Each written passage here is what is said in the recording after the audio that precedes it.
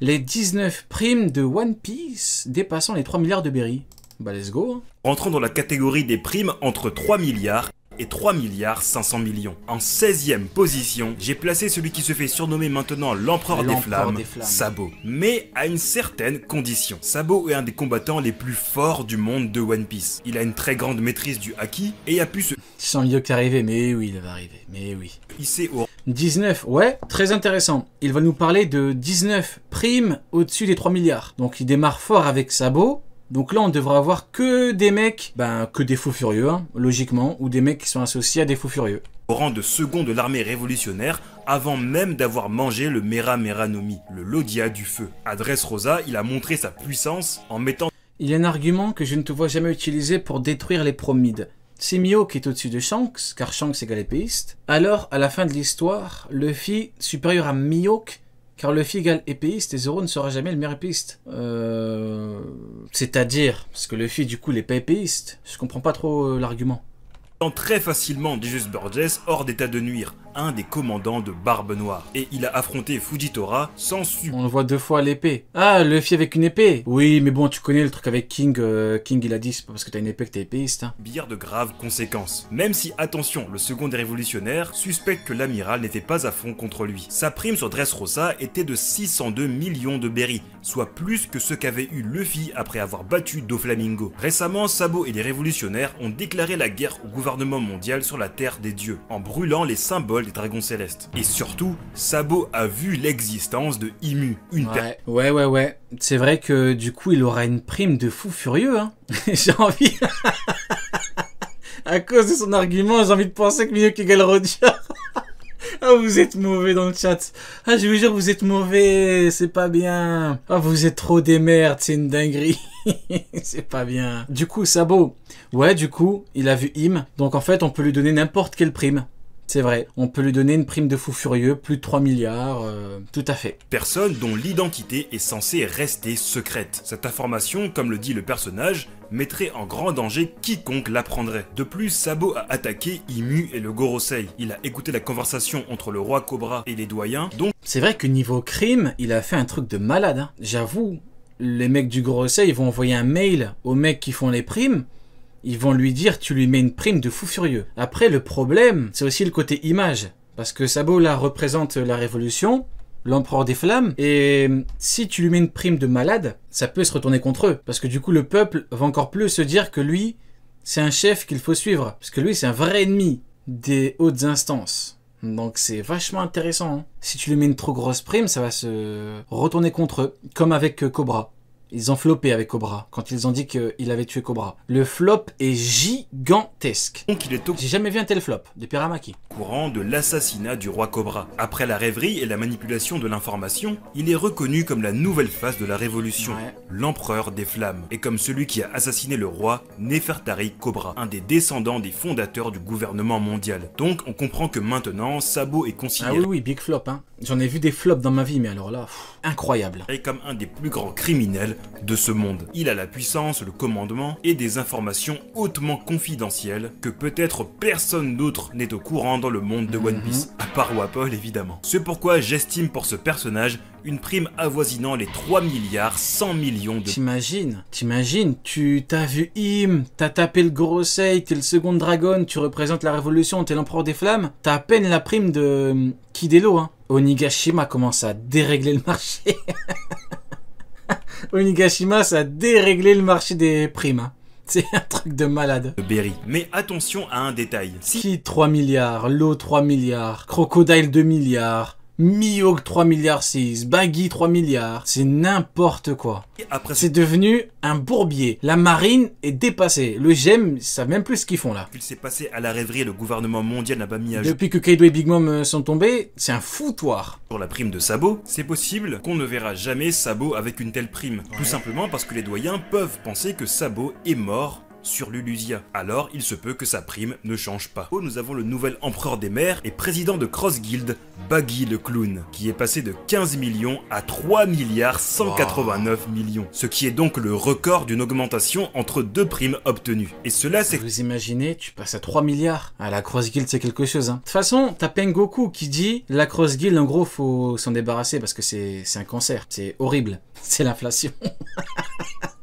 L'inflation, ça a touché le monde dopé, là. Waouh, il n'y a pas que le prix des œufs qui a augmenté.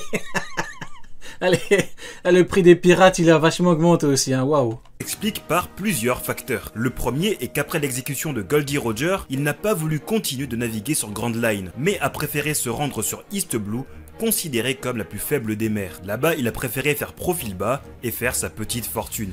Jusqu'au moment où il s'est fait arrêter en tentant de trouver le... Il est là, regardez. Regardez.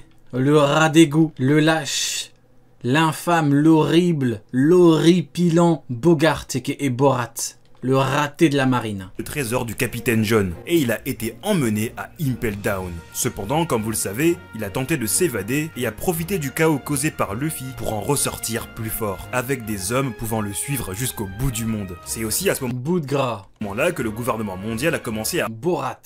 enquêter sur lui, ayant retracé son passé et compris qu'il était en fait un ancien de l'équipage de Goldie Roger. À ce moment-là, sa prime aurait dû augmenter drastiquement, mais Baggy est devenu un corsaire. Ainsi, ces 15 millions ont été gelés, expliquant pourquoi après l'abolition des corsaires, sa prime a totalement explosé. Mais bien qu'étant un empereur, il y a quand même d'autres pirates au-dessus de lui, car le prochain pirate, aussi surprenant que cela peut vous Gaban. paraître, se nomme Scopper Scopper Gaban. Oui, parlons de ce roi sans couronne. Gaban. Scopper Gaban est un des anciens membres de l'équipage du roi des pirates, et on peut dire que celui-ci ne semblait pas avoir un rôle mineur dans cet équipage, car c'est lui qui tenait le gouvernail de l'Oro Jackson, le seul navire à avoir réussi à aller jusqu'au bout de Grand Line. Et c'est lui qui a calculé les coordonnées de l'emplacement donné par les 4 roads poneglyphes. De plus, par son nom, on comprend très vite sa position au sein des pirates de Roger, car dans Goldie Roger, on retrouve l'or, dans Silver's Rayleigh, on retrouve Silver, l'argent, et dans Scopper Gaban, on retrouve Copper, le cuivre, métal composant le bronze. Il est le 3e dans la hiérarchie du plus grand équipage pirate. Malheureusement, le manga One Piece n'a jamais donné un quelconque indice sur sa puissance. Il n'y a que dans l'animé où on le voit avoir un combat serré avec... Oh, en vrai, pas besoin d'indices, hein. Tu connais un petit peu la hiérarchie, il a même parlé du Doriki il y a pas longtemps, vidéo précédente. Donc en vrai, t'as même pas besoin d'indices, hein. Oden Kozuki, ce qui quand même est un gage de force. Étant donné qu'il est connu comme étant un ancien de Roger, le gouvernement mondial sait qu'il a été sur Laftel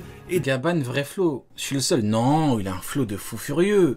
Ah, moi je kiffe. Petite lunette, big hache de viking. Ah non, moi je kiffe. Ah non, incroyable. De toute façon, les 3 mecs principaux de l'équipage de Roger, c'est incroyable. Donc il a appris la vérité sur le plus grand tabou de ce monde, le siècle oublié. Tout cela pris en compte, il est clairement possible que la prime qui a obtenu Scopper Gaban après que Roger soit proclamé le roi des pirates dépasse les 3 milliards de berry. Ainsi, j'estime sa prime à 3 milliards 300 millions. 3 milliards 3... Pour un commandant du roi des pirates, le roi des pirates, il a 5 milliards 5. Ouais, de toute façon, c'est pas des commandants normaux, hein. C'est lui et Rayleigh, ils sont des commandants... Ce sont des fous furieux, des mecs extrêmement forts, qui en connaissent beaucoup sur le monde et qui sont compliqués à capturer, donc ouais, hein. De berry. Nous ne savons pas ce que... Par contre, maintenant que j'y pense, je me demande où est tout l'équipage. Parce que les mecs les plus forts, Rayleigh, Gaban, ils peuvent se protéger eux-mêmes. T'as Rayleigh, la marine, elle est au courant d'où est-ce qu'il est.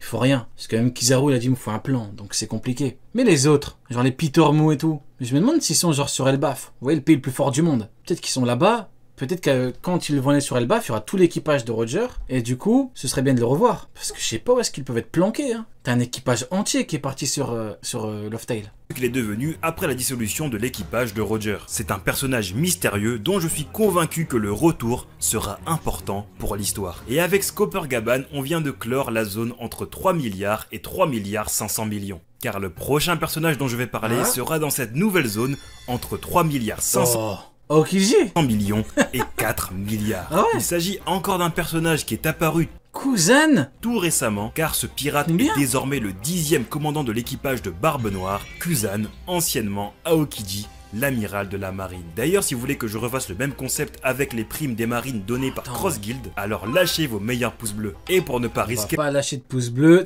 c'est le bâtard. On va pas lâcher de pouces bleus, on va pas s'abonner, on va attendre que tu nous parles de la prime de Kuzan.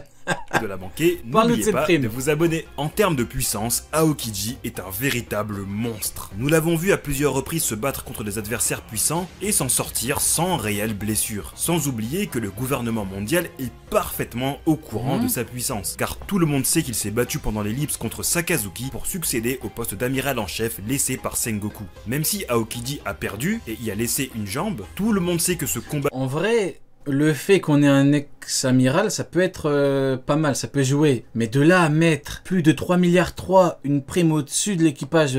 pardon, une prime au-dessus de Gaban selon lui, ou au-dessus de Sabo, qui a... entre guillemets, affronté Im qui a tapé le Gorosei, ça me paraît beaucoup. qui a eu Je vais me désabonner carrément. Ah le bâtard. sur Punk Hazard Non. a duré 10 jours, montrant que ce pirate est très proche en termes de puissance de l'actuel amiral. Sauf si on nous justifie ça en nous disant qu'Aokiji a des secrets d'état, des trucs de fou. Genre de par ses connaissances d'ex-amiral, bah peut-être que... Mais 3 milliards et demi, c'est énorme quand même, En hein. chef de la marine. De plus, si Aokiji a selon moi une prime très haute, et parce qu'il est au courant d'un grand nombre de secrets concernant Ou alors, on prend le coef de la Cross Guild. Ça me paraît quand même vachement gros, hein. À part si tu mets Shiryu au-dessus. Vous me connaissez, je suis un homme simple. J'ai le cœur pur, je suis simple. Tu me dis que Shiryu a une plus grosse prime? Ok, donnons-lui 4 milliards. le gouvernement mondial. Jusqu'à présent, Kuzen n'avait vraiment rien fait contre la marine. Mais là, tout récemment, on a vu l'ancien amiral s'opposer à Garp et au reste de l'unité Sword, en tant que membre de l'équipage de March. Incroyable, regardez. Pirate de barbe noire, capitaine du 10e navire Kuzan. La masterclass. Le meilleur transfert de tous les temps. Mbappé qui passe de Monaco au PSG, c'est de la merde. Neymar du Barça au PSG, c'est de la merde. Tous ces transferts-là, c'est de la merde. CR7 quand il a signé au Real, c'est de la merde. Là, on parle de Kuzan chez Barbe Noire, les mecs. Il n'y a pas d'équivalent. C'est le plus grand transfert de tous les temps. Dit Teach. Et ça c'est important parce que n'oubliez pas que la prime d'un personnage peut gonfler juste parce qu'il fait partie d'un certain équipage. Par exemple, après l'arc Dressrosa, Sanji, Nami et Brook ont eu une augmentation alors qu'ils n'avaient pas participé aux événements de la chute de Flamingo. Donc l'affiliation compte. Si Kuzan compromet la mission de récupération du capitaine Kobe et engendre des pertes notables, le gouvernement mondial n'ira C'est du zizou au Real. Ouais. Non, je rigole, c'est de la merde à côté. pas de main morte avec Il lui. n'y a pas d'équivalent, frérot. Ne cherchez pas, il n'y a pas d'équivalent. Et le considérera désormais comme un criminel très puissant, et qui en plus a des informations. Aucune clause libératoire. J'avoue, il n'y a aucune clause. La clause libératoire, c'est la mort. Voilà, c'est ça la clause libératoire. Tu veux le signer? On te tue. Vous me croyez pas? Vous croyez que je mens? Garp, il est arrivé, il a dit, c'est bon, re-signe dans la marine. Hop, je paye la clause. Aokiji l'a dit, tant pis pour toi, la clause c'est la mort. Ils ont fait quoi? Ils l'ont tué. C'est ça la clause de Aokiji, c'est la mort. Et ils ont tué Garp. C'est comme ça. Le problème de Garp, c'est qu'il pense qu'il peut aller chez les gens